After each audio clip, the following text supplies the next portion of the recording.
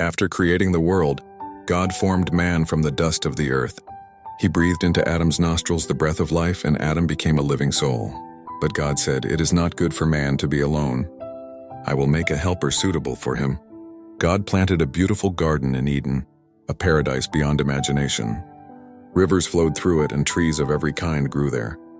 In the middle of the garden stood two special trees, the tree of life and the tree of the knowledge of good and evil. God placed Adam in this magnificent garden to work it and take care of it. Adam walked with God in the cool of the evening, talking face to face with his Creator in perfect fellowship. God brought every animal to Adam to name them. Adam gave names to all the creatures, but no suitable companion was found for him.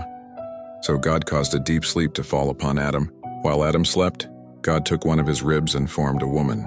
When Adam awoke and saw her, he exclaimed with joy, "This is bone of my bones and flesh of my flesh."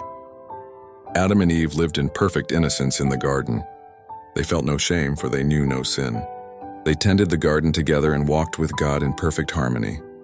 God gave them one simple command: "You are free to eat from every tree in the garden, but you must not eat from the tree of the knowledge of good and evil. For when you eat from it, you will certainly die." For a time, Adam and Eve lived in this paradise without worry or fear. But then the serpent came to Eve. He was more cunning than any beast of the field. The serpent asked Eve, "Has God indeed said, 'You shall not eat of every tree of the garden'?" Eve replied, "We may eat the fruit of the trees of the garden, but of the fruit of the tree in the middle of the garden God has said, 'You shall not eat it, nor shall you touch it, lest you die.'" The serpent hissed, "You will not surely die. For God knows that when you eat of it, your eyes will be opened, and you will be like God, knowing good and evil." Eve looked at the tree and saw that its fruit was good for food and pleasant to the eyes. She took of its fruit and ate, and also gave some to her husband who was with her, and he ate. Immediately their eyes were opened, but not as they expected. Instead of wisdom, they felt shame and fear. They realized they were naked and quickly made coverings for themselves from fig leaves. When they heard the voice of God walking in the garden, they hid themselves among the trees. God called to Adam, "Where are you?" Adam came out and said, "I heard your voice in the garden, and I was afraid because I was naked, and I hid myself."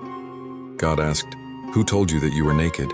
Have you eaten from the tree of which I commanded you not to eat?" Adam replied, "The woman whom you gave to be with me, she gave me of the tree, and I ate." God said to the woman, "What is this you have done?" Eve answered, "The serpent deceived me, and I ate." God pronounced judgment. To the serpent he said, "Because you have done this, you are cursed above all cattle. On your belly you shall go, and dust you shall eat all the days of your life." To the woman God said, "I will greatly multiply your sorrow and your conception.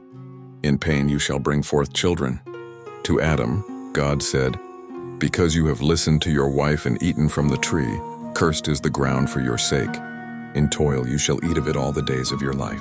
By the sweat of your face you shall eat bread till you return to the ground, for dust you are, and to dust you shall return." But even in judgment God showed mercy. He made clothing of skin to cover their nakedness. And God said, "The man has now become like one of us, knowing good and evil. He must not be allowed to reach out his hand and take also from the tree of life and eat, and live forever." So God sent them out of the Garden of Eden. He placed cherubim and a flaming sword at the east of the garden to guard the way to the tree of life. Paradise was lost, but God's love remained, and his plan for redemption had already begun.